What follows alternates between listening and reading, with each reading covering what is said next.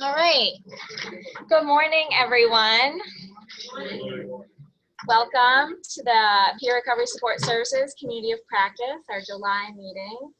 I'm loving that we have a full room here. My name is I work for the Community Health Institute and Center for Excellence. And just I'm going to do an introduction to the community of practice. Who has never been to a community of practice meeting before? So quite a few new faces, welcome. So I'm just going to give an overview of what the community of practice is and what our goals are.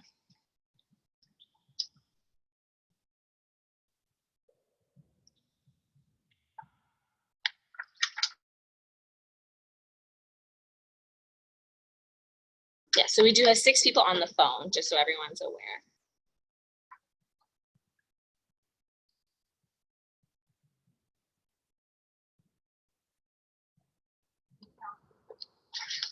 The slides aren't advancing. Were they advancing for you earlier? I'm like shaking.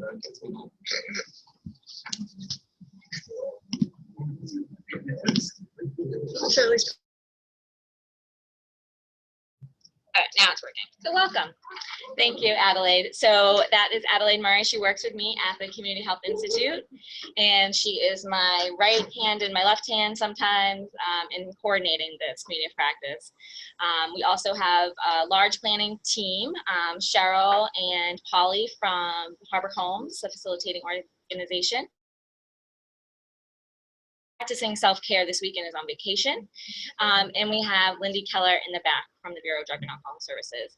And this group meets regularly over the phone and in person to make sure meetings are relevant and value to the community. So our welcome and introductions.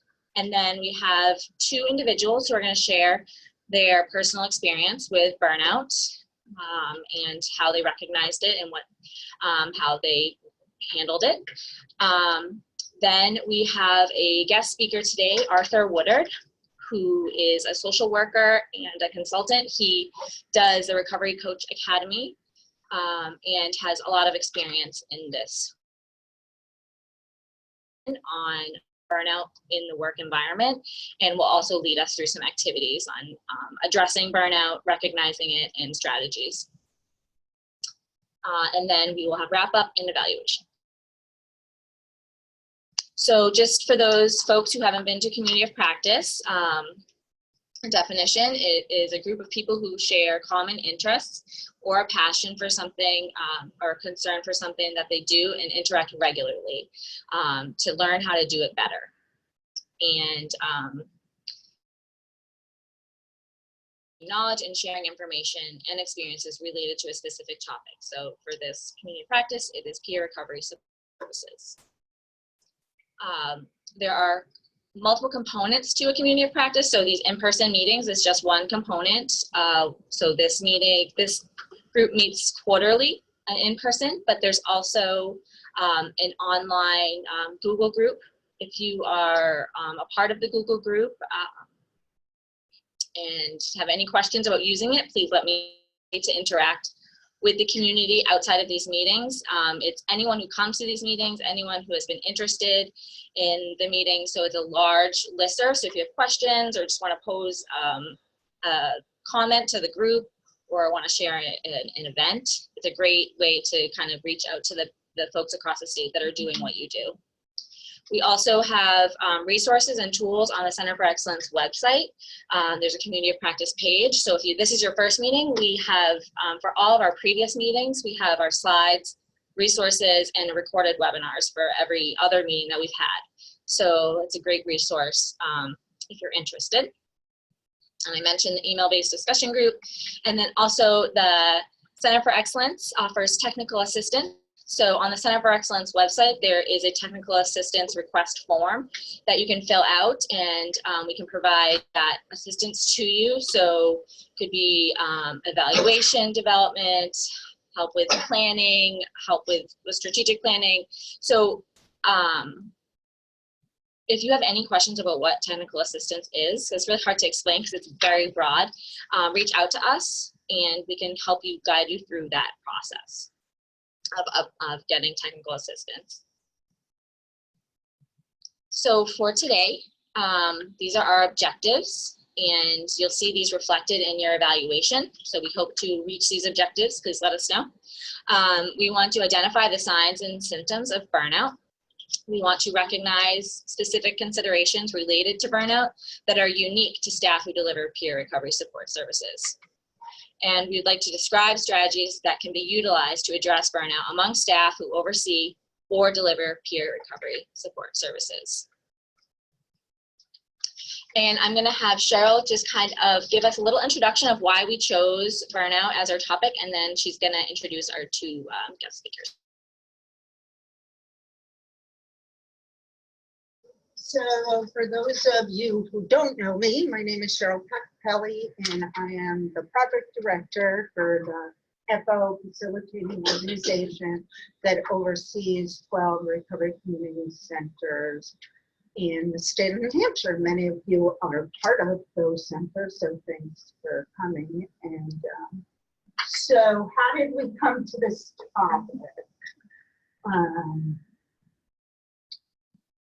All day, every day, I hear about this from different recovery centers, and sometimes it comes in the form of, you know, I don't know what's going on with this staff person. I don't know what's happening with this person. And what was identified when we talk about this is that it's stress and burnout from the everyday activities that the frontline staff have to deal with all day, every single day. Nobody comes in and says, hey, thanks, I'm doing great, right? They come in, they need housing, they need shelter, they need clothing, they need treatment, and the resources are small and hard to, you know, a lot of barriers to get to them. So in the midst of that, and then we have key this planning team also, and Kelly, who will share her story, was going through some issues that she'll talk to you all about. And so it all kind of, the way that we put this together is we're going to have two wonderful speakers share their experience with this. And then Art is going to facilitate, you know, a conversation as well as some slides overarching, and then we're going to break up into groups that would be frontline staff and managers. So how can managers identify that we might have an issue with stress or burnout with one of our staff, and how can we facilitate making that better? As frontline staff, how are you dealing with it, and how are you able to express that to your manager? Into this today, and so I am going to first, we have two speakers. I'm not going to get up in the middle of the two. First, we have Sandy Bouchard, who you may know as Sandy Coyle, because actually I was just like, Sandy, what was it? So Sandy just got married, and we have Kelly Riley, and she's from Hope, New Hampshire, and they're both going to tell you their stories about what they went through while in the field. So,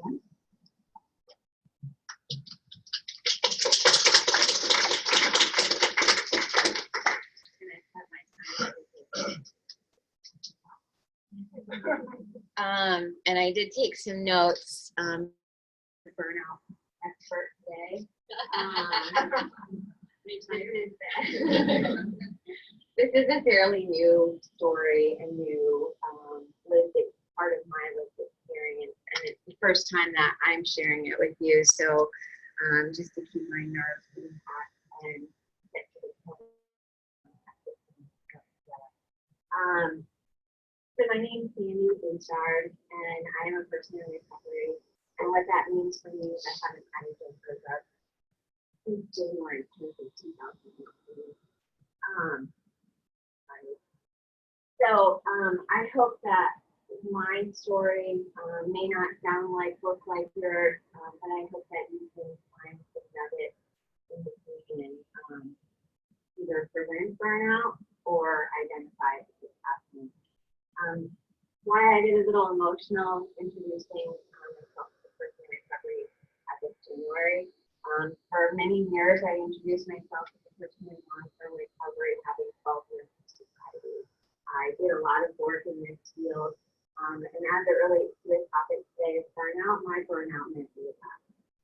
I never thought it would happen to me, and it went against everything I thought I stood for. So in my progression of burnout, I've tried to put some milestones in place and look back and just gain some knowledge from hindsight. So first what I call it's the pedestal syndrome. And I got this just last week from bumping into an old friend and volunteer from Safe Harbor. I don't know if some of you know him, but he was a really excited, enthusiastic volunteer for me. I saw Benny in the parking lot next door where I live, and he recognized me from halfway across the lot, and I could hear him and see him coming. After a little bit of conversation, I felt inclined to share with him that I had relapsed and was putting the pieces back together and kind of finding my what's next. He slapped me on the shoulder and said, "Wow, you are special." I was like, "Yeah, God bless me." To go through what you've gone through and to come back and to be able to share that, good for you. It's like, wow, people really put you on a pedestal.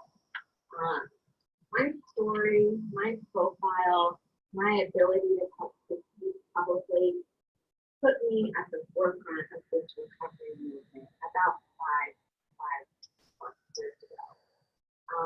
I was put in the limelight on behalf of my organization that I work for, on behalf of the movement, and on behalf of a cause that needed the hope. I was on public speaking panels, I spoke at conferences, I spoke on political agendas, and my story was blasted across social media and other media venues. Because of my public facing professional role, it trickled into my one experience put into a professional setting. I found myself with my friendships, my social circles, going to the grocery store. People recognized me and identified and related to me as that person in recovery, as that public speaker, as my professional role. One example I have, I was actually out on a date. First date, decided to know my last name, so I wouldn't share it. And we were in Manchester, it was in the evening, we went out and bought some sleds and we went sledding. It was dark out, we're having fun, I'm laughing, we're talking, and all of a sudden I see this woman kind of coming from the shadows across the hill, just kind of looking through the dark, and she said, are you coming to girl? I was like, and she said, I heard your voice and I heard your laughing. I saw you speak one time, and I just want to thank you for the work that you're doing. And she began to talk about a story of a tragic loss of a loved one because he wasn't able to get the help that he got. The rest of the night, I felt the compassion toward her story. I felt the weight of the burden and loss that she experienced. And I also felt this awkwardness of here I am with this guy, and we're not going to get to date too, but he already knows my last name. Everywhere I went, my mom came to visit me. Had a lot of work to do. Just always on. Whether you go to the, whether picking up. Yeah, where's the microphone to that microphone? Okay. Thank you. She says, you're always on. I had people, I would pick up my son from his friend's house. What they, saw in the newspaper. I would go to meetings in my own recovery community and people would say, Hey, I saw you on the news. Hey, how's Safe Harbor going? My world started to become really big and interconnected. Part of the problem with that for me is that as an addict, as an alcoholic, I can rely on anything externally that kind of fills the inside, right? Whether it's adrenaline, whether it's shopping, food, this identity, this public feedback. I had spent a long time in my recovery learning how to be, present, you know, kind of not look to external validation to give me the reassurance that I was okay. This dynamic really started to give me the outside reassurance, the outside validation, and I started to find value and rely on value based on what I was getting outside. This fueled my addiction before I really realized it. Next, I really experienced a loss of boundaries and balance. It's work that I knew in my own life. I took that to heart. I knew that what I had practiced and what I minded was something that worked really well for me and was the only reason I had that to offer. After a while, work began to define me. Trustworthy. Communities that are around us, that are depending on us to find solutions, that are depending on us to do good work and keep the funding in place. I found less fulfillment from balance and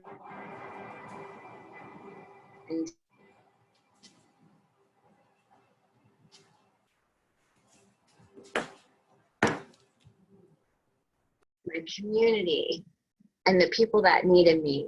Before I knew it, this was occupying all of my time, and I had nothing else left to give at the end of the day.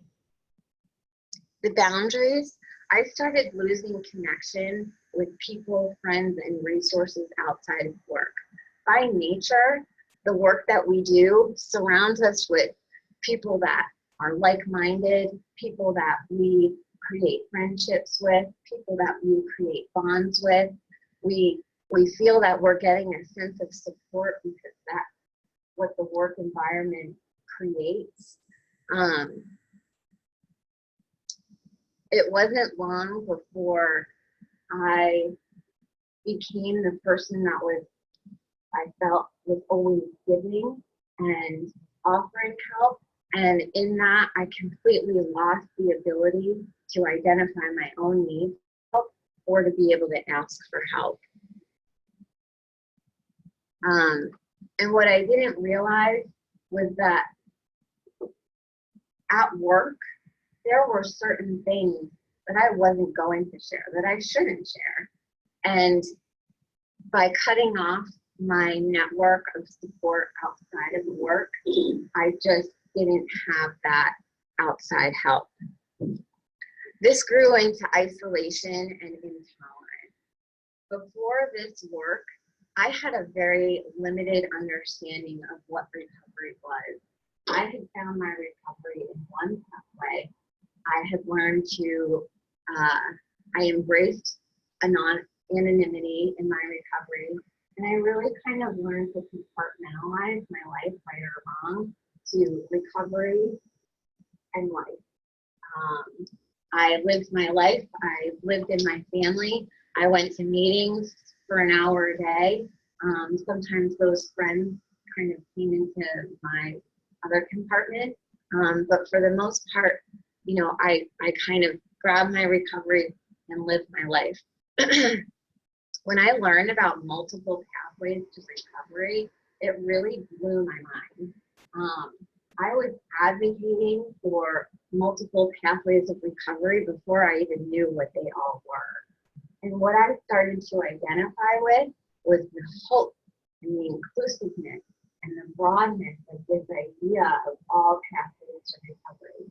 But what I failed to do was to identify with any one community that worked for me. So the intolerance came when I tried to go back to my familiar pathway of recovery. I heard what I thought was kind of narrow-mindedness, this exclusivity. I started to resent the friends and peers that reached out to me and said, "Hey, you need to get back. You need meetings. You know, you're on this slippery slope." And I got so pissed off and thought, "You don't know. I know better. I'm fine. I'm living my recovery meetings and like leave me alone." So I became pretty intolerant of the pathway that I knew. As a result, I started to become more and more isolated. As a leader, with a public facing role, I felt like I was justified in needing time by myself, time in noise, time away,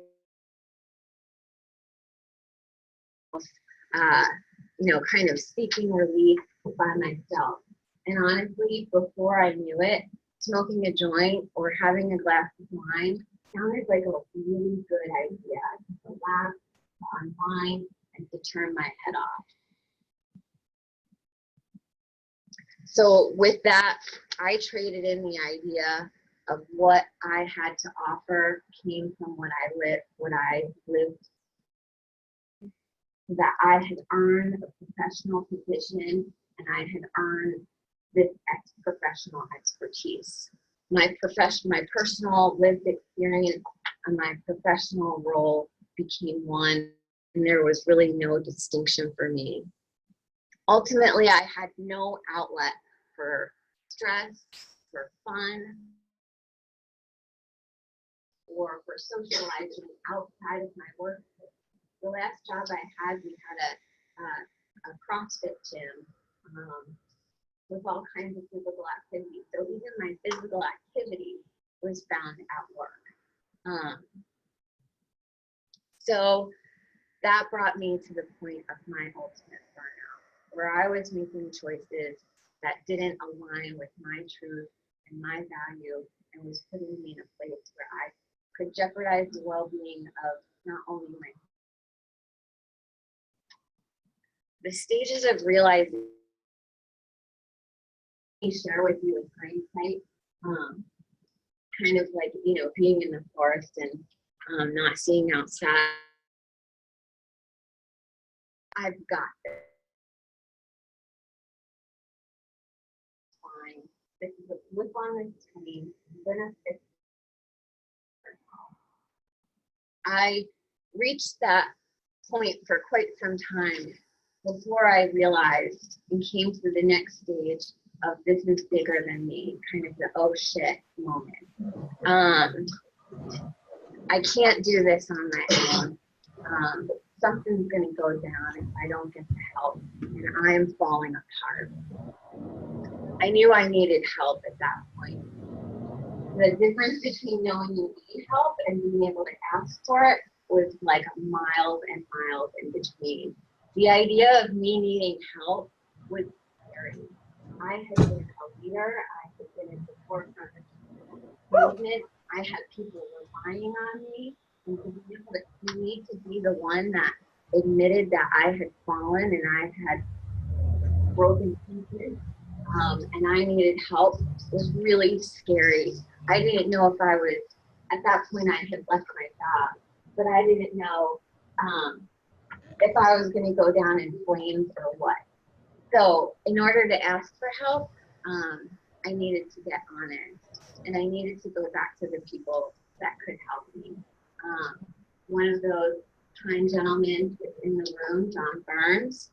Fortunately, we're surrounded by people that have resources know how to help, and are kind and compassionate and willing to. My story resulted in needing to go to treatment, and within 3 days I was on a plane in Florida.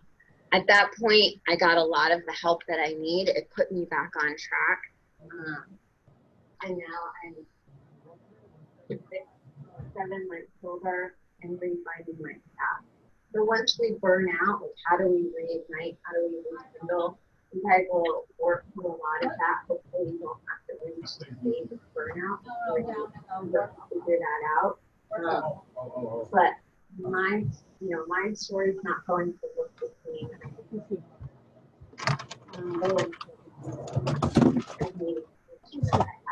What's your first name again? Part of my life, and that I don't do. Needs to.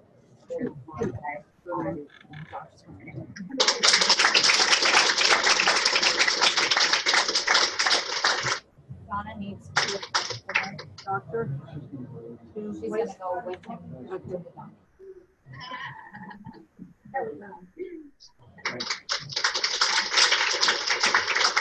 I've taken so many classes because I always want to be number one. I want to learn everything. I want to resource for this, resource for that.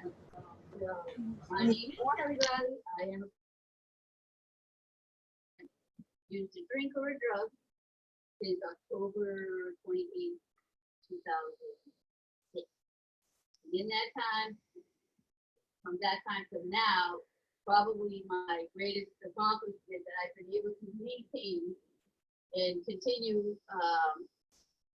speaking about is 6 months into that recovery, I found my only son dead from a drug overdose of oxycontin. And from that point on, I have not picked up anything. I have not, I share about it a real lot because it's part of my story, and it's an important part of my story. It's an important part of how I got to where I am today. And sharing about that all the time. I have worked in jails, I've worked with juveniles, I've worked in treatment, I went for a late act, I said, oh, I'm gonna be a late act, I wanna be a CRW, or a late act, I have to write notes. I don't write notes. At one time I talked to 35 people in one day.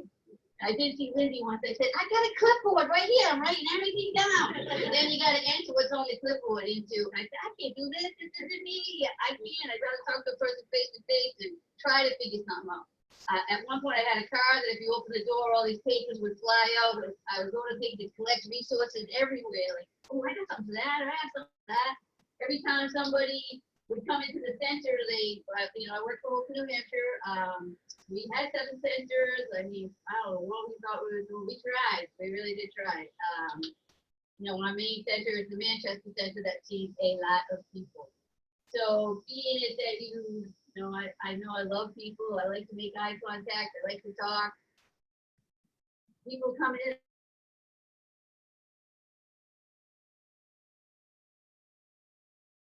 I love that, but it's good, and I'm trying to get other people that work with.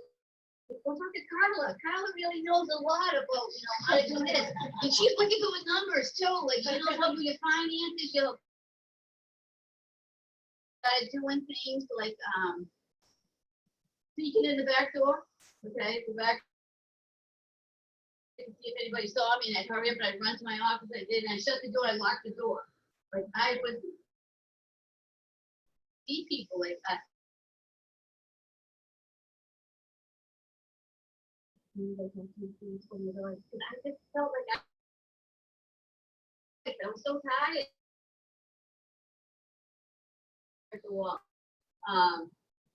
I did open my first sober house right after we had, where the safe station came into place. So I have this triple decker guys that are all convicted felons, that all have problems, that all want to fist fight. Did I know that? No, it was a lot of like learning and growing managers in there and rising to that need. And then another house opened, which everyone's like, why don't you take that? We have to put anybody. It was debilitating seeing somebody and seeing them like, I want it so bad, but I don't know where to live. I can't go to shelter because it's this. So there's that second house. So it's a lot of work every day, hearing traumatic life stories, hearing people horribleness, and they want the help, but we're trying to direct them in the right way. I go to the grocery store, I hear, Kelly, hey Kelly, I'm like, I'm not Kelly. That's not me, I'm not me, no.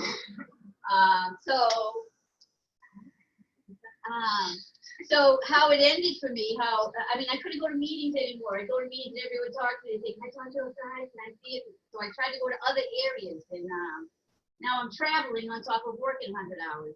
I'm totally burnt out. I don't have anything to give. I'm isolated. My daughter, who's 18, 19 years old, hates me because I'm such a bitch to her because I'm fried. I'm burnt out.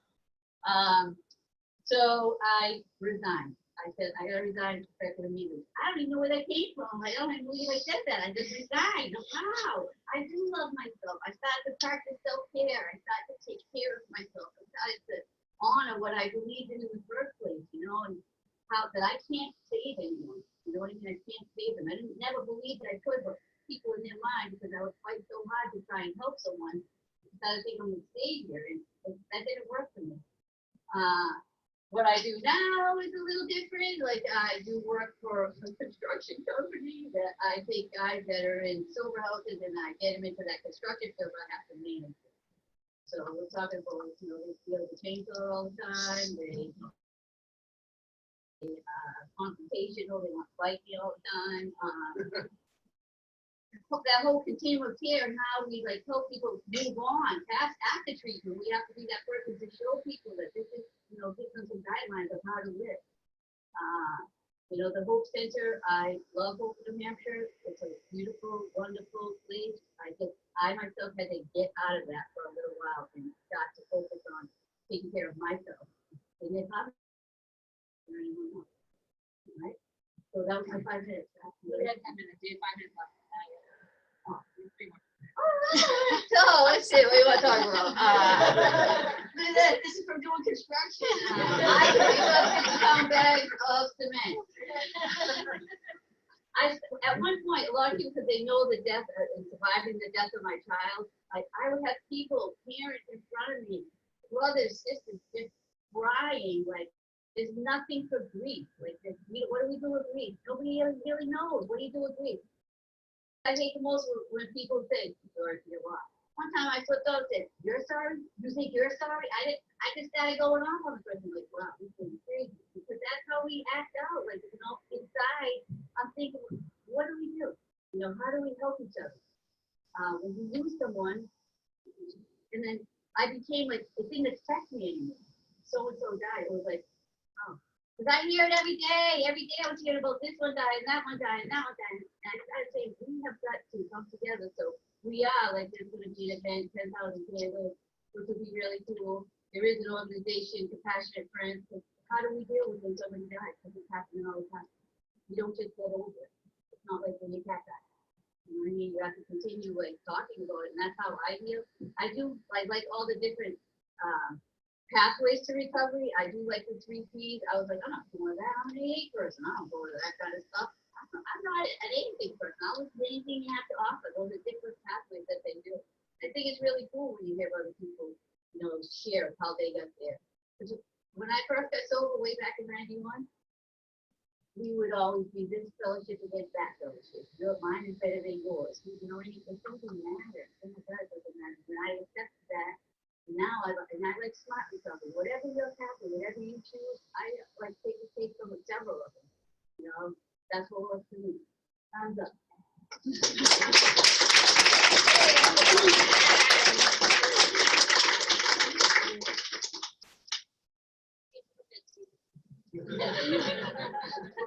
I have some cement in my car.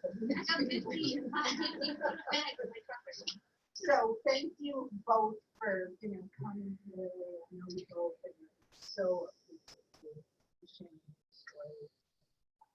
What happened and how you survived. So now we're going to move on to introduce our third word, and many of you may have seen his face before when we took the Recovery Coach Academy and saw racism of the well-intended video. Art is Jim's partner in there. and I learned arts in 2004, and really blessed to notice that. He had an integral part of my life, my child's life, when my child was struggling.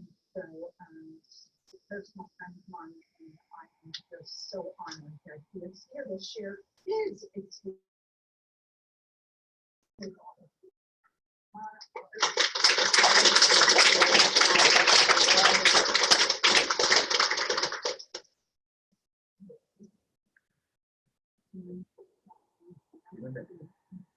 If you could stand over by me, because this is where the mic is for those on the phone.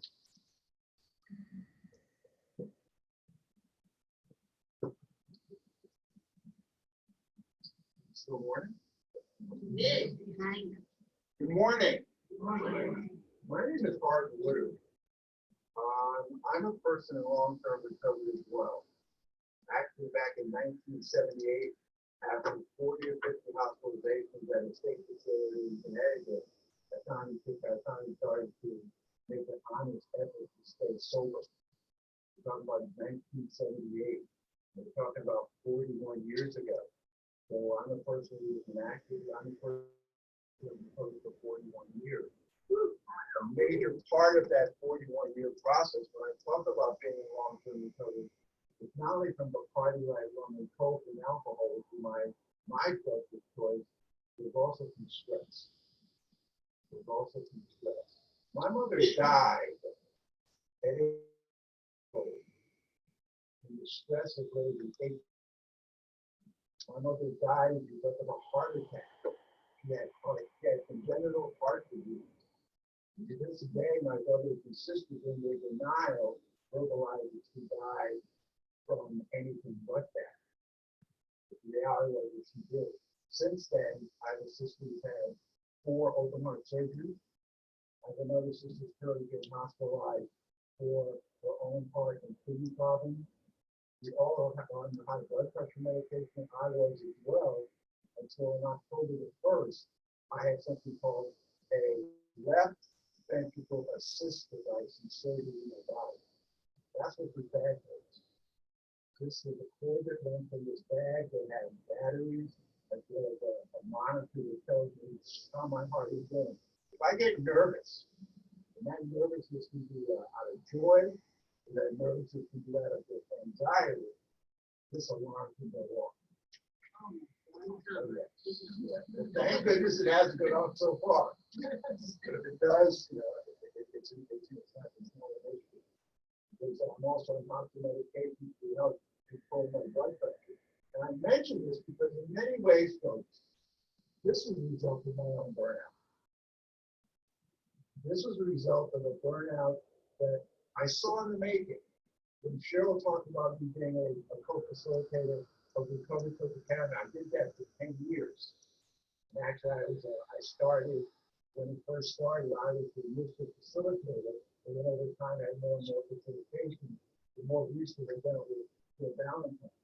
I mentioned Recovery Cook Academy because prior to my hospitalization, about a year ago, I was hospitalized on August 23rd of last year in response to the symptoms of this stressful heart failure. I'm a heart failure patient. And some people struggle with that concept, but it's something I can learn. It's first like my need to help people to know that I'm an alcoholic. And that was involved when I was first going into treatment, going into the room. It really pissed me off to hear someone the first time I was in meeting say, my name is so-and-so, I'm a grateful alcoholic. How could there be gratitude in such a despicable disease? But over time, I appreciate the power of that. But gratitude for the recovery that I've had over the last 40 years, because that recovery is helping me with the ongoing management of my heart failure. This is a bridge, hopefully, to a heart transplant. When I mentioned I was hospitalized on my birthday next month, I was 69 years old. I made it past 46. And believe me, folks, the stress and the anxiety that I felt as I approached my 46th birthday was overwhelming, it was stressful. But much like the two speakers have got great job though. I mean, you really, and I wanted to be here for your sharing because no doubt in my mind, I know it helped me to build on what I wanted to do. And I had all the same symptoms that you had. We're talking about 10 years recovery coach academy. People would come in and look to me as being the expert. You know, he's going to teach me how to be a recovery coach. But little did they know, and this is a part of what saved me, folks. I think from a more difficult situation in getting the heart failure that I do. But every time I approach any work that I do or any relationship that I'm involved in, whether it be a facilitator or training, whether it be a recovery coach helping another human being, whether it's helping someone to coach better, I always see myself as a learner, a doer, and a teacher. There's a book called by Richard Bach called Illusions, the Adventures of the Luck and Messiah. And this is a book that I read 26 times over the course of my first 25 years of recovery. And it was a book that's very spiritual, because it really taught me a lot about who I am. Illusions, the adventure of the luck and Messiah speaks to the fact that don't wait for someone else to be doing something. Save yourself. And saving yourself doesn't mean that I will by myself. It means I do a better job of asking for help than I do help. You know, I've been a research clinician with Yale University, the App Foundation in Connecticut. And I did that for about 20 years. One of the most valuable lessons I learned in being a research clinician was that when people came for help, they didn't always get help. I did a piece that was on identifying Project Match for 15 years. If you Google Project Match, it's an NIAAA nationwide research project that looked at cognitive behavioral therapy, motivational interviewing, and something called 12-step facilitation that helped or work the best. I was a 12-step facilitation instructor or active research clinician. People would come to me, we go through the first 2 steps of the program, and I would engage in 12-step meetings and help them understand the first 3 steps and the like. And in that process, I quickly learned that people's first step is people would come and ask for help. The second step, they would appreciate you letting you help with that help. And every time they left treatment, they left the project, and they struggled to let help. And that's what our stories are about. You know, give you a real clear example, and I'll move on to more substance for your own stress and coping skills. I can identify with your stories with my burnout such that because if you've been to Recovery Coach Academy, it's a week-long, intensive experience. And my role in Recovery Coach Academy, when I would see people from 9 to 4, and we recovery coaching the science. And then about 15 minutes after that session ended, I have another end up 2 to 2.5 hours where I would train people how to do sport. So you're talking about a 10-hour day, and sometimes an 11-hour day, for 5 days a week. So by the end of that time, I was exhausted.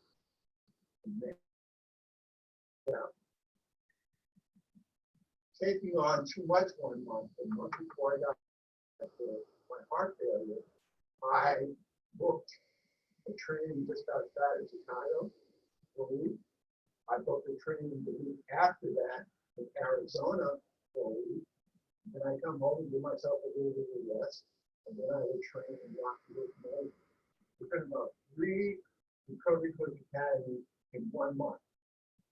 I did the first one, and again, the travel was exhausting. But by that time, folks, I was probably, if I was doing good guess, I was probably a year and a half into my setting myself up for failure of my heart, because I was feeling out of breath.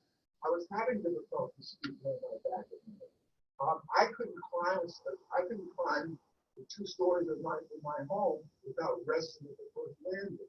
I mean, if I was going to the store, I would have to rest before I would go in there. So here we are, probably a year and a half. Burnout. There were signs that there was something wrong with me. When I listened to it, I want to share something that I did with other people that bring up the Bible. But again, I think the power of what you're doing today, the more important, the power of what you after today, is in your willingness and your ability to collaborate to help each other through this. How many people here came into this work with a passion to do that? Yeah. When I first started, and again, I probably done it. I don't know how many cousins I know that. And I'd always take notes at the beginning when people talk about why they came. And I would say 95% of the time people were there for the one who did that. The one who did what was doing for them. So the key becomes, the piece that I'm working on now, that goes beyond the recovery coach science, and what you get at the academy, help you begin to think about it. How do you take the passion that you walk into training to learn how to help other people better? How do you take that passion and convert it into power that's helpful? We've all had power that could not help. When I was rendered powerless, and I can identify what you said, for me, my relationship with alcohol was an outer reach of insecurity. I picked up that drug alcohol to let go of what I didn't feel I had inside. To deal with the shame issue. When I started to think about, I believe that self-care is making consideration. Think about that. Self-care is an ethical consideration. So think about this. If you were the kid, this is by a man named Art Estep. If you were the caregiver of another person, the way you care for yourself, would you be guilty of the drug?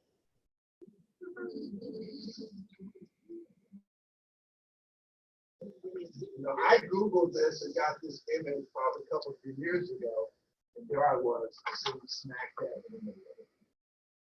I wasn't taking care of. How can I be taking care of myself? I'm going to do it. Because I was out to Arizona to do another one, and then 2 weeks after that, I guess that's how I take care of myself. I was skip a week. I never made it there. And I went home and I rested and I thought I was taking care of myself. So I did the one that I was supposed to do in Rocky Hill, which was local. And by the time I got through it happened, I was exhausted. That was physically, emotionally, and clearly spiritually, I was broke down from my heart. The second thing, I'm a cardiologist, and he sent me to the emergency room. The emergency room, I was sent to the intensive care unit. The initial 9 days of the intensive care unit, they put in a pacemaker. They sent me home. I went to my first visit with my primary care physician. He listened to my heart. He heard some of how it was going through. Sent me back to the emergency room. The pacemaker wasn't doing the work. I was hospitalized for another 6 weeks in the intensive care unit, trying to get the medication down, and having this that's for the system, I call it a heart note 3. That was inserted on October 1st of last year. And so far, so good. I'm not going to be hospital. Follow my medicine. I let help. But I have found that in the course of my recovery, in the course of my efforts to change my life, I have found that I've had to many times be humiliated before I receive the gift of humility. And humility for me says, you need other people, you can't do this alone, you have to help. I still struggle with that. I don't struggle with it relative to my heart. And what I need to do to take care of this. And that's a pretty hard. Again, if you were the kid person, the way you take care of yourself, and that's what we're trying to help people think about intently and intensely. I'm a person who walks into these settings and offers you information. That's what training is about. That's what Recovery Coach Academy is about. It's an opportunity for you to learn what is called the science of coaching recovery. And to take that concept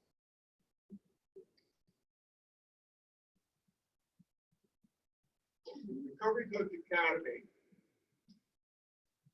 or any training you get to do in order to enhance your skills to be the best that you can be, or whatever endeavor you're participating You go there and you get assigned. They give you a sense of what to do. That's good information. And then you're expected, like academic things, because of the time, you're expected to go out into the world and coach with others.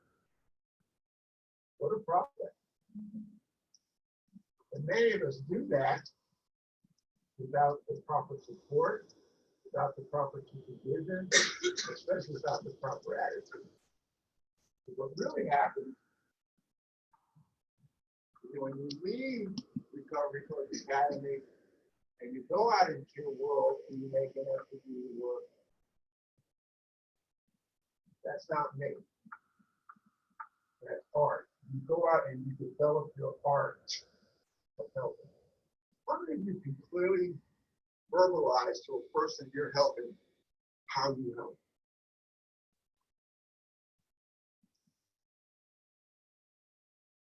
So, because that's your personal art of helping. You've learned a lot, and you'll learn even more today. But the reality is, how do you? I like the title of the work that you're doing. This is practice. How does practice apply to this? The community of practice. Yes. Melissa, would you want to explain? So this is the community of peer recovery support services for anyone who works in that, and so it's like advancing the practice of peer recovery support services, connecting to one another. And practicing our skills. Yeah. Another thing. Yeah. Because the key for me is you get to practice and you get to connect. And in that connection, I hope you get to collaborate. There's a difference between connecting and collaborating. Collaborating, we get to share a brain. And think about putting your head together with another thing, and several other things, and what you can come up with. And especially if you look at developing your own art. So the science is what we do, and the art is how we do it. And in the middle of that, what do you think happens between the science and the art? Yeah, it's a big part of it. It's a big part of it. Reality is a big part of it. What else happens? You make connections. You make connections, and how do the connections help? We learn from the connections that we have, that we make. And we learn to grow through the connections. Connections can be things going on in your brain and say, aha, this makes sense to me now. I walked away from the training and it made sense to me. So when I get to practice it, to build it, it's much like a life. Think about the difference between living a life and leading a life. I got that from Harvard Business School. And that's a passion. The difference between living a life and leading a life. You probably had a vision, perhaps a plan, as you thought about doing this work. How's that working for you? So when you think about the science and the art, yeah, reality smacks us in the face of that. The more appropriate what smacks in the face, I would hope, wonder and curiosity. If you're practicing, practice. I wonder how I'm going to do it. And give yourself permission for that. I like the fact that you have people in practice. I remember when I first started doing Recovery Coach Academy, and even when I first started doing work prior to that, as I moved from all the different roles that I played, I was a substance abuse, really come across in recovery coaching. But I always used to say, God, why don't we, as recovery coaches, substance counselors, get to do what doctors do and lawyers do? Practice. Give yourself permission to practice this work. Give yourself permission to practice this work with wonder and curiosity. You know how curiosity helps? Think about this. The more curious I am, the less judgmental. When I talk about judgment, I don't know about you. When I first started doing this work, I judged myself all the time. I judged being more curious. This is a wonder comes from my grandson. My grandson was 5 years old, and the way when he was 5 years old, when he was 5 years old, when he wanted something from Grandpa, he would start to say, Grandpa, I would wonder. And that was the introduction to that. He really wanted to do. I want you to wonder. I want you to open yourselves up to this concept of wonder ring. So you walk away from what you get here today, and you wonder how you're going to use it. You're not, and it's most important in that process, don't do it alone. Don't do it alone. Don't do it in isolation. I'm a person that I'm looking at the evolution of supervision between the coach and recovery and the work that you and I do. And so many of the models that I'm seeing in our supervision still seem to have that clinical piece to it. I'm more impressed with the fact that, think about it this way, you have a vision of how you do this work. Your collaborator or your connection or the people you work with have a vision of how they do your work. Imagine coming together and sharing their visions and building a super vision that allows you to do the work beyond the idea that does it. And for me, it's much like when I first started thinking about cultural competence. To that opportunity is how can anybody be cultural competent in any culture? There's so many facets of it. So a more appropriate way to look at that is how do we create cultures that are competent enough to embrace us and receive us all? That's a good way of looking at it. That's a collaborative effort. Your ability to practice your work to your best ability is to collaborate, connect. And we don't do that very well. I'm warning you, we don't do that very well. We tend to be silos. We tend to be competitive. Many times in my own situation, I also my shame will be also put in positions that with the word. But in many ways, we disempower ourselves by not giving ourselves the opportunity to do practice. And the ability to practice with connection. More importantly, practicing in a collaborative way. In a way that we all can benefit. We're all learners, doers, and teachers. Think about what you learn. Think about this. Again, this comes from a musing by Richard Bach. Richard Bach said, learning is finding out what you already know.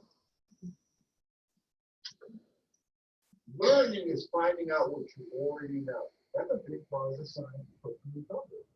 For any training you walk into, how many times you walk into training and walk away from it?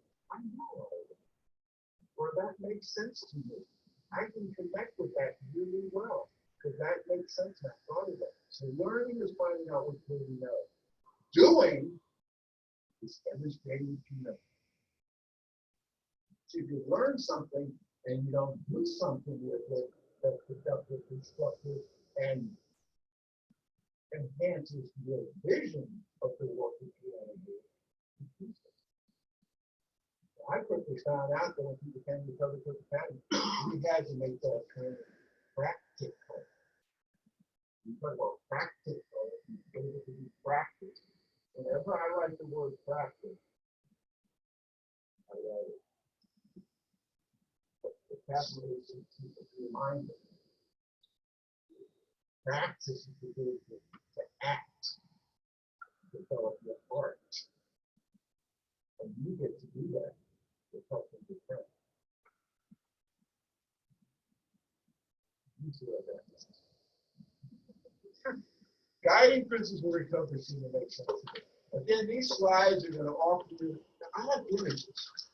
I mean, people keep asking me to write a book, and one of the other things you'll find out is I know like images, I also in my early recovery, I would go to sleep at night. And again, another piece I want to share with you that I'm starting to share more and more. How many of you have kept a journal, a diary, or have documented your process? Excellent. How many of you, in the course of the work that you do, develop your own resources based upon your own skills? Excellent. I'm suggesting you record those. I'm suggesting that you collect those. I'm suggesting you give yourself lots of pats on the back for having done that and continue to move forward with that. And when I think about the acronym you're talking about, I had the opportunity when I first got sober. I got to help other people do that. I went into a program called Habitual Opposing Alcoholism back in 1974 as case number 074. I left that program to go to the University of Maryland School of Social Work because a social work degree 7 years later as the director of that program. And for me, there was an opportunity for me to give back, but in the process of giving back, I also got the opportunity to help other people. So over time, I started to document how I would help and how it worked. That's where my art began and the science that I gathered. So if you haven't done it already, continue to document your work. Be able to look at it. I have to go back to the 10 years later. And so I mention that because images have been a major part of that. When I think about something, images on Google Images, and I feel like it's stuff. So these are the guiding principles of recovery that you learn in the science of recovery, and thinking about recovery. And these are things you work with: home, health, community, and purpose. How many of you can verbalize your purpose to do this work? And how many of you have documented that purpose? And how many of you appreciate that that's that purpose you can get it done? That's all a part of building yourself. So in the offhand way, I'm talking about what we need to talk about: avoiding burnout. You avoid burnout by being who you are and building who you are. And you build who you are as a result of leading your life and you lead your life with a plan. And some of the stuff I'm offering you today, I hope will supplement whatever plan you may be or you have or get you to think about it. So when you're thinking recovery, you're thinking about home, health, community, and purpose, whether it's the people we're helping or ourselves. Recovery occupations and support care. The key concept that I want you to think about are occupations. And thinking about occupations, don't think about it so much as a job, but think about it as the tasks that we practice and we play out in our daily life. When I was in treatment, again, I had 40 50 hospitalizations, so they would send us downstairs to the facility I was in, the United Valley Hospital, and have us involved in occupational therapy, like making ashtrays, giving us skills to do things that may occupy our time. Since then, I've looked at this concept of occupational science in the University of Southern California. They do a really nice piece of looking at occupational science. We get a couple of big pieces of that today. Because this enhances my work. Every slide I share with recovery, I share with the people that I work with. Because I want them to know what I know so that we can get to know what we need to know collectively and collectively. And so I do a lot of teaching. I do a lot of recovery tasks.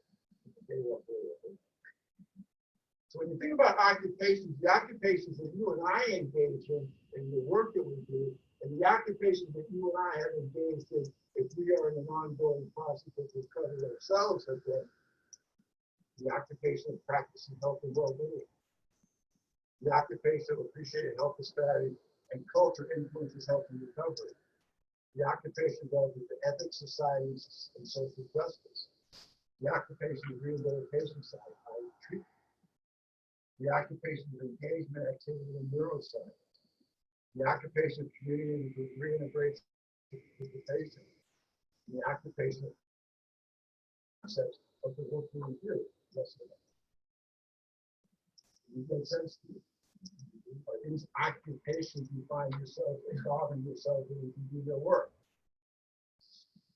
And think about which of these occupations you feel more comfortable in doing, or which you may feel less comfortable in doing. And the ones that I feel less comfortable in doing, and in many ways less perhaps prepared to do, may be put in a position of stress, anxiety, and burnout. You ever heard the concept, proper preparation prevents poor performance? That's what we're talking about. I want you to walk away with whatever science you gather today of what you might do, and clearly begin to prepare yourself by wondering, how am I going to make this different? And collaborating with others so that you can begin to practice together. So recovery, occupation, support, and care. When I talk about care, care has two components to it. Care is a service that you and I provide, and care is an attitude. How many times has the care been provided, the attitude stuff? And that's what we're looking for today. That's what we're looking for not do. And not do.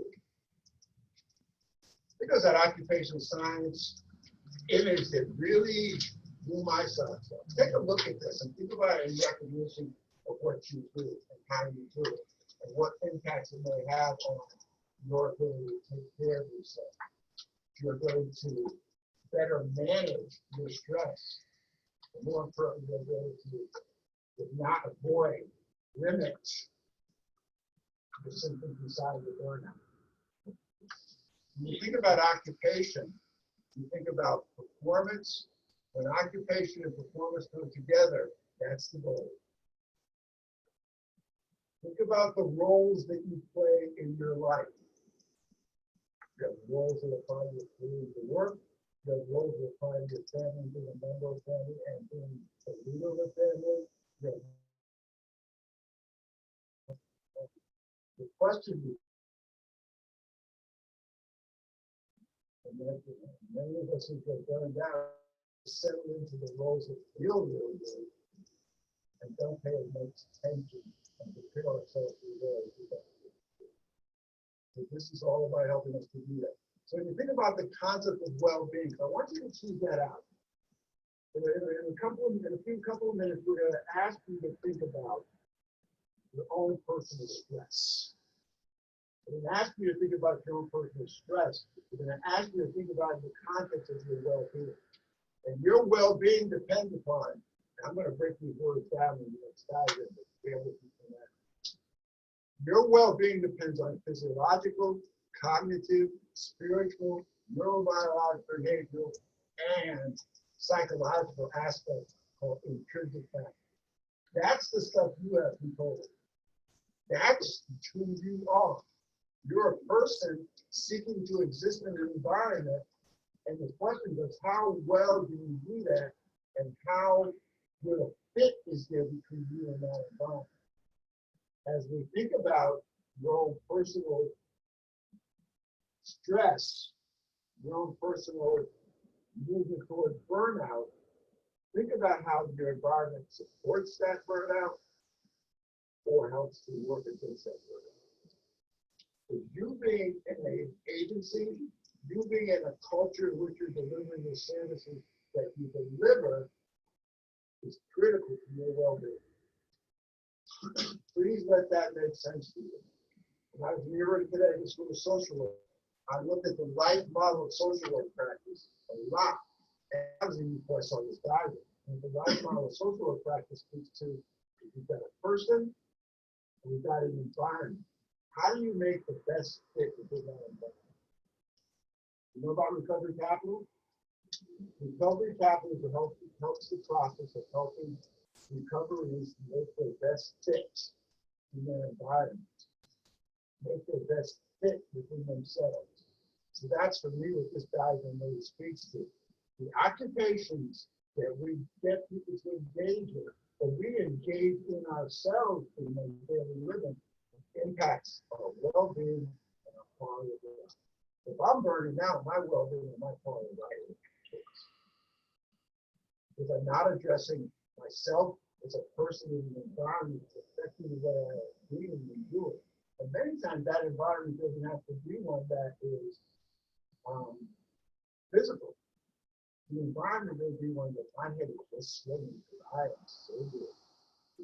I'm getting so much adulation. People are telling me how good I am. That's a culture environment that I think something to do. To make it, what you just saw into English, your well-being depends on how well your body is functioning, how well you think, learn, understand, and remember, how well you affect your spirit, how well your brain and central nervous systems are functioning, and how well you manage your emotions and your thinking. Ask yourself, sometime after you read the way you begin to develop your art based upon what this science offers you, ask yourself those questions. And you get some answers on how you're doing relative to your well-being. And your well-being is about being happy, healthy, and successful. Payoff is that we get to be happy, healthy, and successful when we take care of ourselves well. Occupation for the tasks and the activities we do live, and performance and the actions we take to live. That makes sense to you? And think about how they get played out in your own life. The environment, the extrinsic factors, when you talk about identifying the elements or the factors in your agencies and your organizations, if you're looking to do this wonderful work with them, what are those extrinsic factors in your environment that will impact you? That speaks to things like social support, social and economic systems, culture and values, built environment and technology, IES, space, and your natural environment. That affects your well-being. And your well-being is your general well-being of you, your environment, and the society. See, folks, we make an honest effort in developing our art based upon the science and we learn and how to help. We make an honest effort to help them to think about this. And so much helping them to think about this is also helping them to think about what recovery capital can be applied to these processes. We know to do that. That's just back to that first piece. If you suggest another person that you take care of yourself,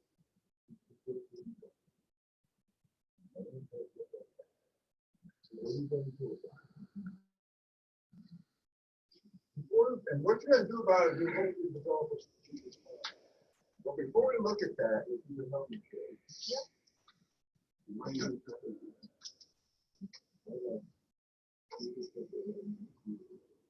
what is their research? Well, that's one element.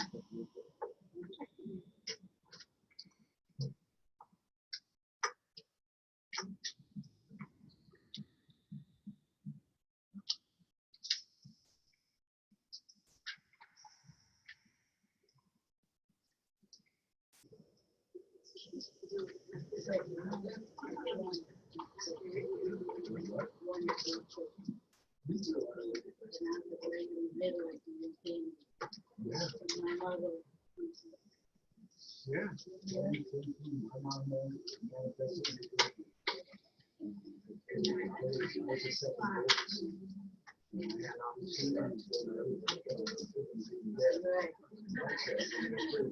For the longest time, I put her through hell. That's what I was told, and I could have been because I thought it was football, everything was better mother. You say I knew that, and then I realized, she could do what she had. How much, I had to do that.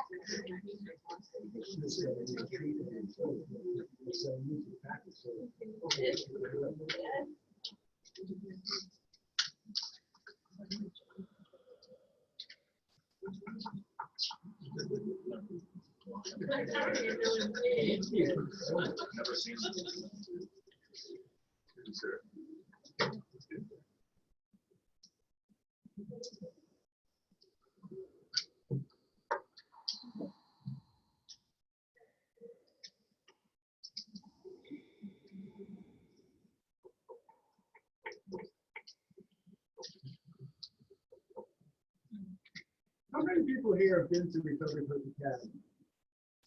Excellent. Do you remember the three-legged stool? What legs in the stool?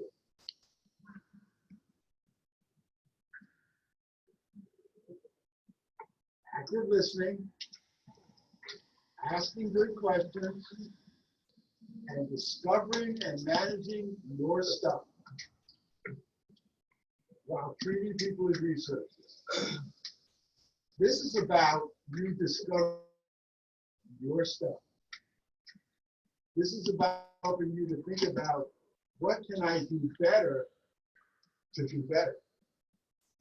That's a key concept that we talk about in the Recovery Coach Academy. I also mentioned in the context of a lot of what I'm sharing with you. Remember that there's a piece that we looked at earlier that was the application. See that diagram? I sit down with recoveries and ask them the questions. How well is your body functioning? How well do you think, learn, understand, and remember? How well do you affect your spirit? How well does your brain, your central nervous system function? And how well do you manage emotions and thinking? Part of my burnout was figuring out what were the good questions to ask and how to ask good questions. So a lot of what I'm offering you, what you see as being the science, will give you some clues to develop your own art. These are good questions. And I mentioned that before we get to the SWOT analysis, take a look at the document that says stress, coping, and outcome. Look at the boxes, the image up top. Anybody here got life stressors? Okay. So that's a given. So if you've got life stressors, the expectations that we cope, learn coping skills. So think about that. When you learn coping skills, or you make an honest effort to cope, your coping can either be maladaptive. What does that mean? Negative? It doesn't, yeah, it's negative. It doesn't work. Now means bad. So it's a bad adaptation. Or it could be ineffective. Have you ever tried to manage your stress in an effort to cope and it didn't work? That's maladaptive, ineffective coping. It means that I'm able to manage it. I'm able to adapt to the situation and get what I need to get done. I'm effective in taking care of that issue. So if my coping efforts are if my coping efforts are maladaptive or adaptive, it's illness and or death. Does that make sense to you? Clearly, my efforts to cope with the pressures of doing the work that I was doing put me into a position where my heart failure illness increased, or my heart disease increased to the point that it became heart failure. The work is not to let your stress, your challenges, to reach the place that it becomes a dis-ease or an illness. When I say the word dis-ease, I put a dash between IS-EASA. Because even before it becomes anything that manifests itself biologically or within our bodies, it's doing something on the spirit, and it's doing something on our feelings and emotions. So there are warning signs. You know, the may have no, I ignored the warning sign of my developing heart failure. But the symptoms of the disease were there. But if you pay attention to how that goes back to years ago when the symptoms of my disease were related with alcohol were there. And I had to turn my life over to it. The definitions I want you to think about are there for you. A challenge is when we believe we have the personal and environmental resources to master the stress in spite of its stress. If I feel that I can have what's in me to make it work, and I have support outside me to make it work, it's not a stress, it's a challenge. And I need the challenge. We wonder and practice. Stress are the internal, physical, emotional responses to life stressors that exceed my perceived personal and environmental resources. Part of feeling powerless is feeling that I don't have what it takes to manage stress. I don't feel I have what it takes in order to manage my life effectively. Life stresses include life transitions, events and issues that disturb the level of personal or environmental care. That's what we're talking about today. When you think about the work that you do in your agencies and in your environments and in your communities, how good a thing is that for you? You talked about wanting to hide and not be in the environment. That's clearly a demonstration of denial. Denial is an acronym that says don't even, DENIAL. Don't even notice it's a lie. Or denial is don't even notice I am limited. When I start hiding, disconnecting, when I start not wanting to go to work, my passion is limited. What's limiting my passion? If I don't take a look at it, I may get stress.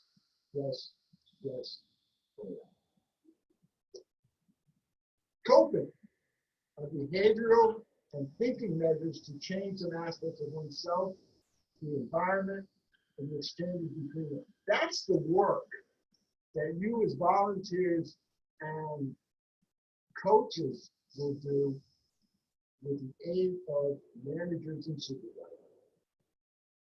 You'll find a way of, and part of it, folks, is getting honest. Part of it is saying, how many people here, self-included, have denied the stress that we feel? And sort of poked out our chest and they said, I can handle this, I can manage this, okay? Versus saying, I need help.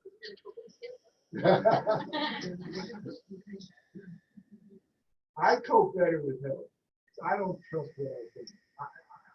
I got to stop trusting them. And a major part of that lesson comes from my wife. She doesn't trust anything I say about me taking care of me and my wife. Okay, she doesn't trust because you know I scared the hell out of her. So why should she?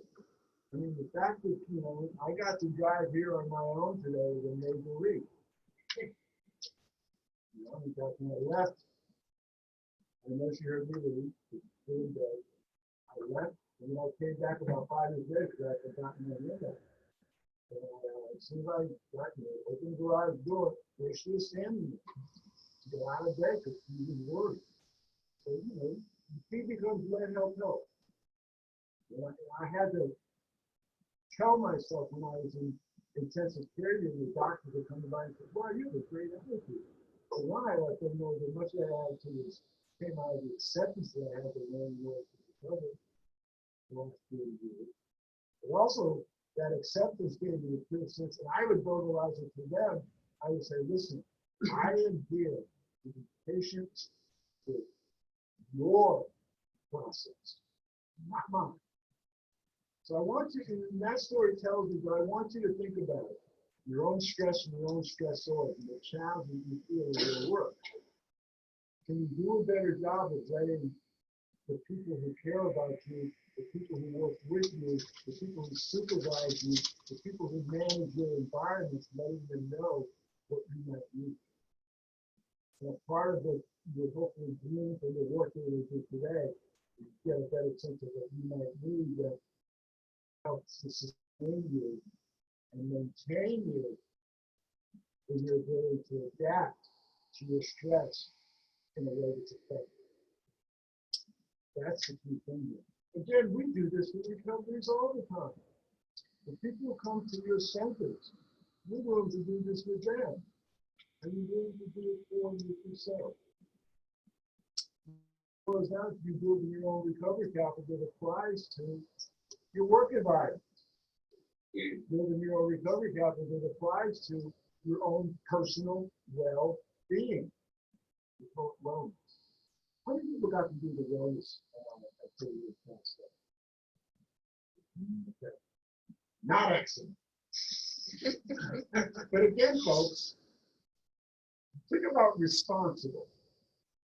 And think of simple preposition after responsible. The preposition after responsible for responsible to versus responsible for. When we share resources with you to encourage you and invite you to take better care of yourself, i.e. wellness, evaluation assessments, that's us meeting our responsibility to you. I appreciate it. We can't take responsibility for you. When I take responsibility for another human being, I'm infantilizing them, meaning I'm making them childlike, and I'm enabling them. And if you break the window playing baseball 1,000 times, stop playing baseball in the backyard, you'll break the music window. You don't want me to pay for it. At some point, I have to appreciate I have to respond to my child, letting you know of the potential danger that could cause it. And when I break that window again, I can't be responsible for breaking that window. Otherwise, I'm amazing. So again, we can talk to clients and recoveries all the time about taking personal responsibility. Are we doing it right? So if you didn't do it, I'm not here to jump in.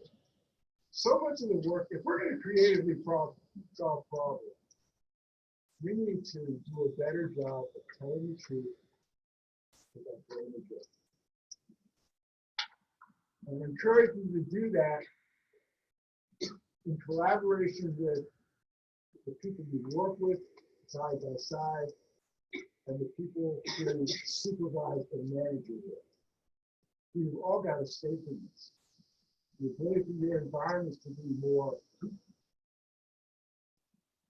stress coping friendly is everybody's responsibility. And don't leave it to anybody but yourself.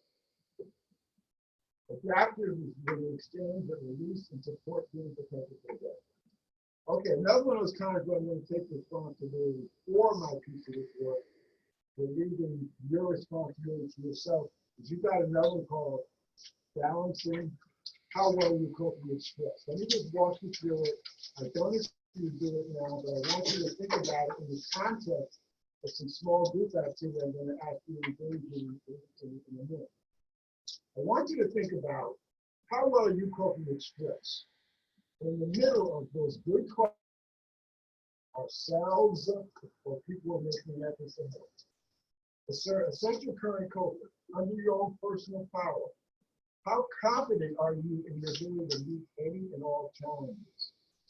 I am, on the left-hand side, in complete control and fully confident, or I am, on the right-hand side, helpless, depressed, insecure, doubting, and powerless.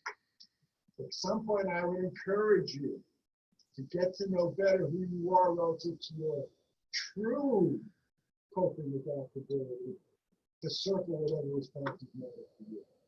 You can circle on both sides, but also think about what can I do? Think about adaptability. How well do you shift direction and try different ways to meet challenges?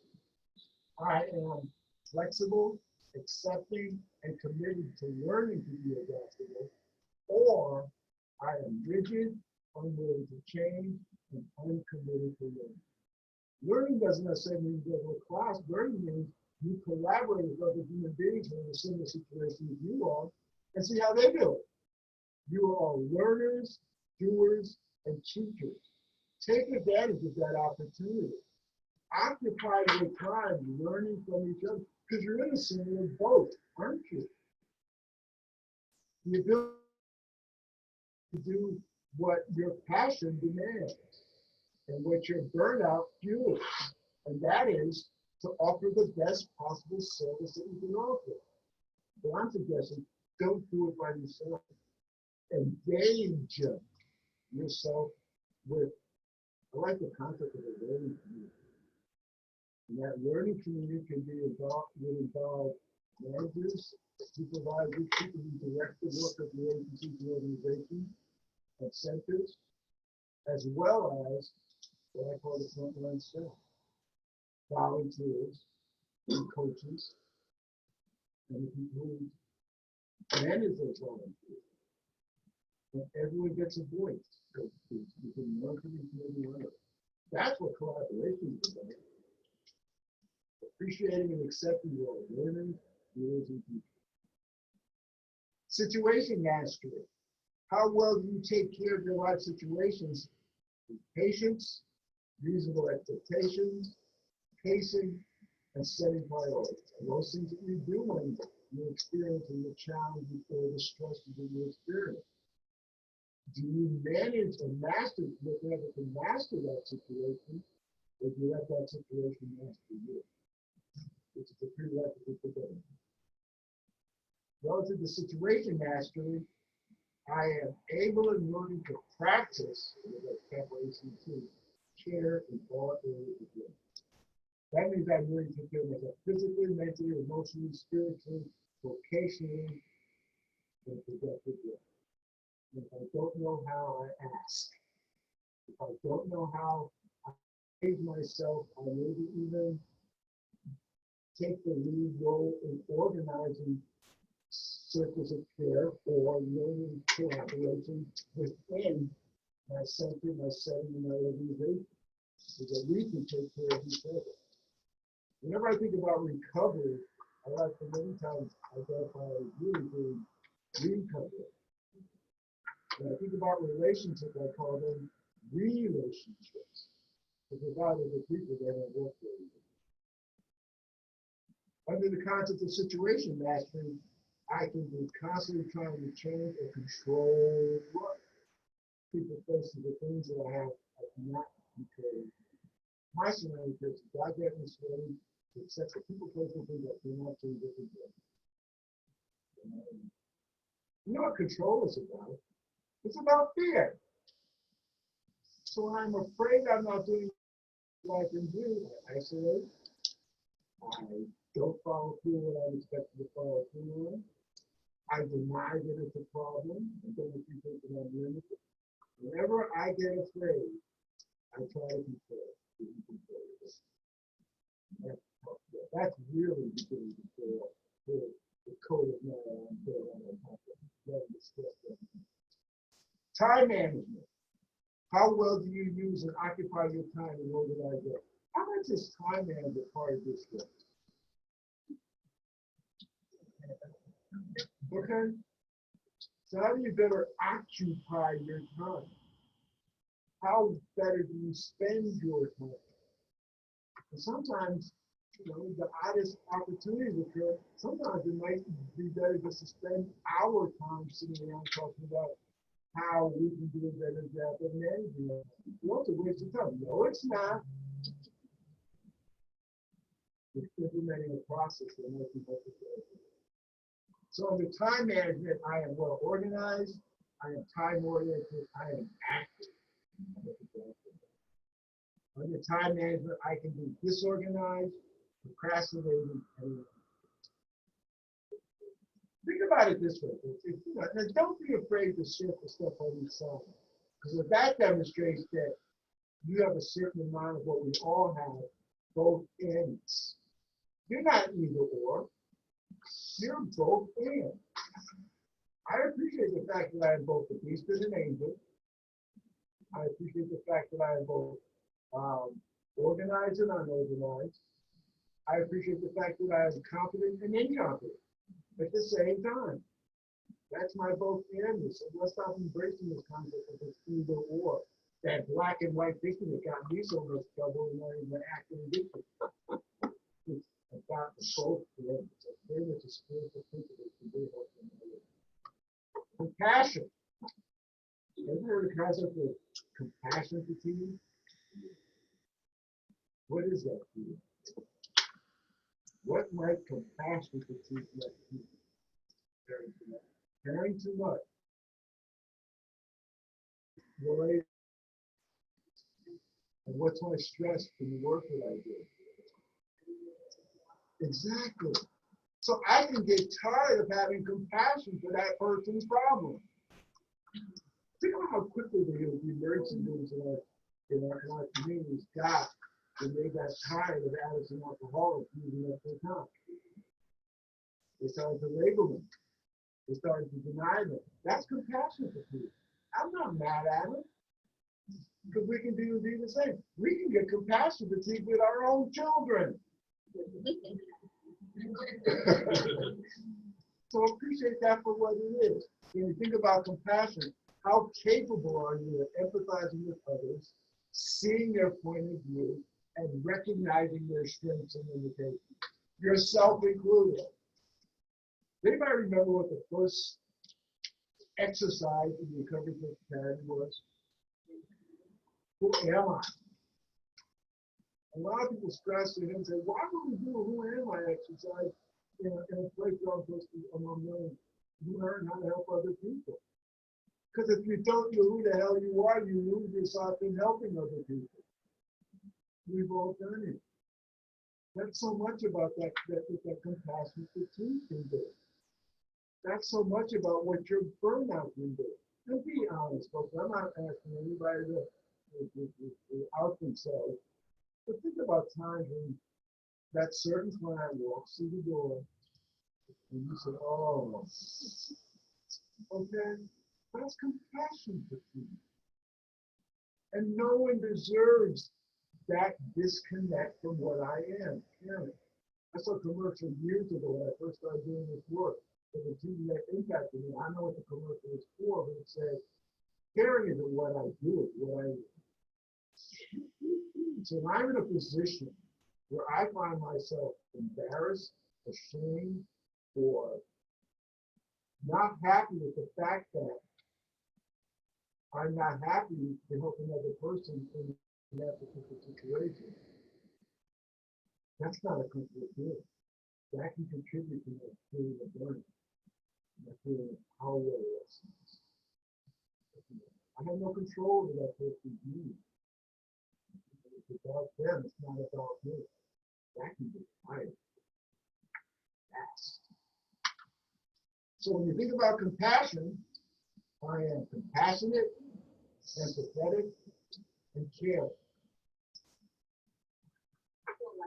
It's okay, I'm good. Or I am resentful, bitter, uncaring, and lacking. Connection. How well do you feel relatedness and unity with yourself, others, and the larger issues of life? I am motivated, connected to a larger purpose. Or I am alienated, detached, disengaged, disconnected. It's a precursor to burnout. When I feel alienated, detached, disengaged, and disconnected from the work that at one point in time is so joyful and passionate. Where did that go? It's meant with energy, excess energy that I was using, and not managing and coping with my stress with that work. Finally, expression. How well do you express your feelings and share intimately with others? How well do your feelings and your behavior match? The supervisor, your manager comes up to you, you just had that client from help. You suck every piece of energy out of you. And maybe your supervisor, your manager sees that. And they ask you how you do. I'm fine. Yeah, I'm ready. Ready for next. Bring it on. I'm fine. But inside, I'm not. That's the expression we're talking about, right? Are you open to expressing yourself? Even to that person, you may have fear that if you let them know how you're really feeling and doing, they may think less of you. Maybe they can't live with the world. Maybe they can if you give them some support. Maybe I can if if we have more conversations that matter about how to better take care of what we're all trying to do a good job of doing. See, that's the conversations that matter that I want you to begin to have with the people that you share the same responsibilities in your work with, or the people who are holding responsibility. It's not a time to build silos. It's not a time to build us versus them. We need each other. We need that so much in the cultural responsibility is about. I don't use the word cultural competence. It's very difficult to be capable and competent in the culture. But think about the culture that you are developing in your work environments and how you may want to begin to engage in conversations that matter with everyone involved to create better environments for you all.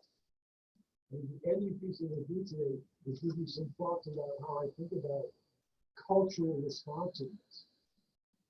Culture is simply a way of living together. Culture is simply a way of working together. We are so misnomered culture that believing it's about race, ethnicity, and color. And culture is really about consciousness. Think about how you think about the environment in which you live. How's that work? Is it working? Is it a good fit for you?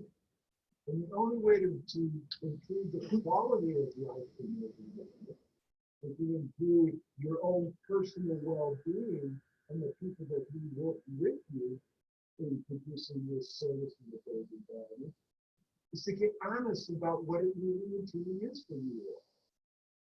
An exercise that we're going to do today, we'll meet that. What I'm going to do is open, I'm going to offer you the science to ask you to develop your art collaboratively. Even when I walked into this room today, I was going to have a struggle with the way that we were set up. And you really to do that. Okay, well, what was your quick and dirty with that? Okay. So what we want you to do, let me say, when you think about expression, here's an opportunity to express. Yes. Okay. Okay. So I'll go with my plan B. And then I apologize to the family at some level. Sometimes I do it all. Okay, let's do this. How many people are familiar with strategic planning? What is it to you? What is strategic planning?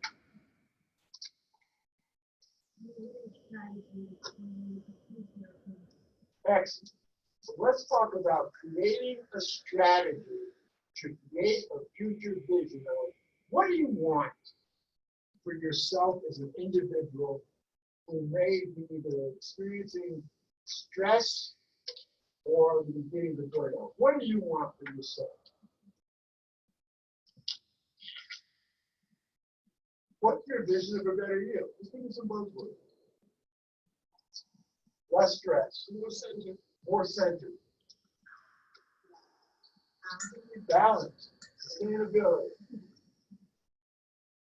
Time management. Compassion. More communicative. Those were all in that piece we just looked at.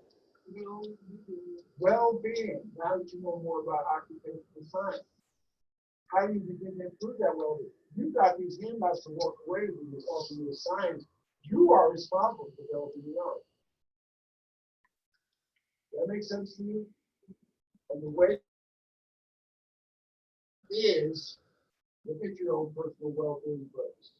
Let's get through that. A SWOT analysis is an examination of an individual or organization's internal strengths, weaknesses, and opportunities for growth and improvement, and the threats that the external environment presents to that life.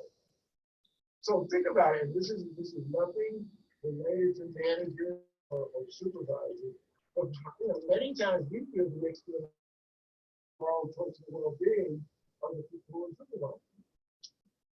Because they can be so demanding or not compassionate for all the work that I'm out of. Okay? We gotta stop that. So at least let's recognize. Let's not be afraid to talk about the threats and the weaknesses that are abundant within the environment in which you're trying to do this valuable work. And that's going to take all the heads.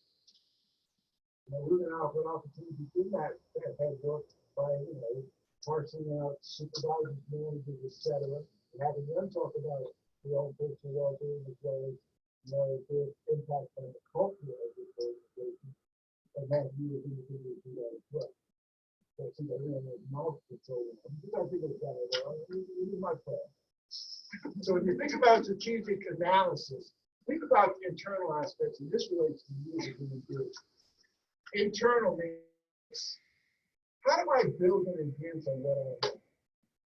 How do I build and enhance on what I am? It talks about weaknesses. What do I need to reduce or resolve relative to my weakness? When I look at the external stuff, this really talks about the organization and the environment in which you're doing the work. What are opportunities I can exploit and expand upon to do a better job for those men that I do? And what are the threats? Yeah. What do I need to avoid or thwart, or do I feel like I can't get done by trying to do this? That's a part of the work. That's a part of the work of looking at your own well-being. I would encourage you to go through that and do the assessment that it offers you. That gives you some really important information on where you are now and what you might need to build and strengthen and what opportunities you need to avail yourself of to be able to do that. This is a handout that offers you the opportunity to look at. I have another handout here that actually gives you a sheet that you can work on. It's an 8.5 by 11 sheet versus the really small. Okay, so think about it. This is what I want you to think about. As an individual, I want you to look at your own well-being. What are your strengths? What are your weaknesses? What are your opportunities? And what are your threats? For example, your strengths are what do you need to build and enhance? Your weaknesses, what do you need to reduce or limit? Your opportunities, what can you expand on and empower to take better care of yourself? And what are the threats that, and what is the big? How many times have you started with the expectation of a self-care plan and then view yourself as a worthy? Okay? Does that make sense to you? The key becomes when you identify these honestly, the work becomes how do I take my weaknesses and build them into strength? And how do I take the threats and make them into opportunities? It's doable if you act. We're suggesting you do the same thing relative to the quality of life in the agencies and the organizations in which you're doing this work. The agencies and the organizations within which you are burning out, or you are overwhelmingly stressed. We've got to address that. We don't want to lose you. And we don't want you to lose your passion for the work. But you've got to act on that. And this has the same kind of situation. Then you might want to, when you get back to the organization, you might want to initially do your own individual well-being swap. Then you might want to, as a group, do a collective or collaborative organizational swap in your role. So what was the goals of the volunteers? The frontline staff will engage in. There's not to exclude anybody. It's an opportunity to collaborate and bring your true message to it. And the same will go on with your guys, your administrative stuff. Again, we're going to take do that here. We're giving you the science to do it. We're giving you the practice of the best way. That makes sense to us. You are responsible to your own well-being, and collectively and collaboratively, you can be responsible to enhance the quality of your work.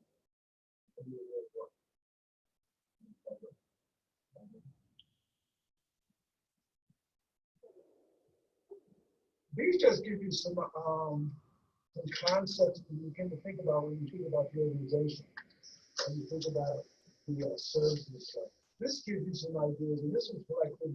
I've done this particular thing many times with recovery assistance at school, and they help you come up with these lists to help you identify. And again, the strengths and the weaknesses are the same on each side. You know, they can be strengths and weaknesses be the same with the opportunity to correct. It just gives you some knowledge to think about as you think about this. This is a piece that asks you to think about: are we destroying relationships or are we building relationships? Destroying relationships is an ego thought system. I can win if I attack or I can use conflict. You know, that sounds familiar. It's so much of what goes on in our country and our world today is fear-based. And increasing the conflict is a fear-based way of thinking. I am captain of the world, my way or the highway. The other side is relationship building. It's a higher power thought system. It is community and peace of mind. It's a love-based way of thinking. We need each other.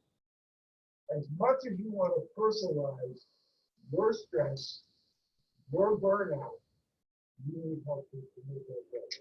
You know, and how many times have you said it? The person goes away to treatment, and they get the science, and they get, you know, the recovery plan, and they begin to appreciate that they want to change, and then they go back to the disease forest and they pain for it. They get disease for them. So if you're not helping the environment which you're looking to do your best work in get more healthy with you, it's a waste of you. This one, that one looks at becoming allies. I remember the last one speaks to cultural responsiveness. A framework for culture responsive health partners. This is what I suggested you do when you have this. Think about inclusion. There's respect and connectedness. And then on the side is some way to establish inclusion. We don't leave people out, we need each other. Competence is authenticity and effectiveness. How do we stimulate competence? By having clear criteria for success, fairness and honesty, being person-centered, person-driven, reality-based action, multiple pathways to solutions, creating a belief that you are effective when you're thinking. This is really for the but it's also really for you and to help each other. That makes sense to you. Okay. I like this culture. That's what we take special culture. Okay. Developing attitude, choice, and personal wellness. Developing positive attitude. Focusing on your collective experiences, concerns, and interests. Encouraging choices related to those values and characters and building strength. And enhancing the meaning. Life without meaning is meaningless, isn't it? If you're losing the meaning at work, that's enhanced the meaning by active collaboration. Active collaboration. Challenge what is. Teach your strengths. Support excellence. Creating challenging, thought-provoking learning and doing activities based on your value and the culture that you want to build. You have the opportunity to build a culture that works for all of you. Go ahead. Time's up.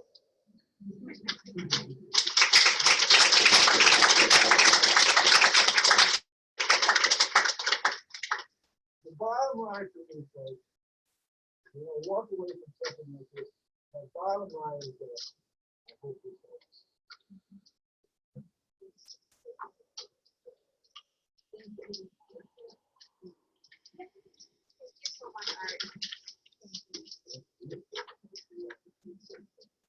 So, in your package, there's an evaluation to just fill that out and we'll select those. And you just your name checked off, to select the late after here. And I just wanted to share our next 3-year practice meeting will be October 23rd. So your calendar. You can join us. Again, thank you to Kelly and Mandy and Art for.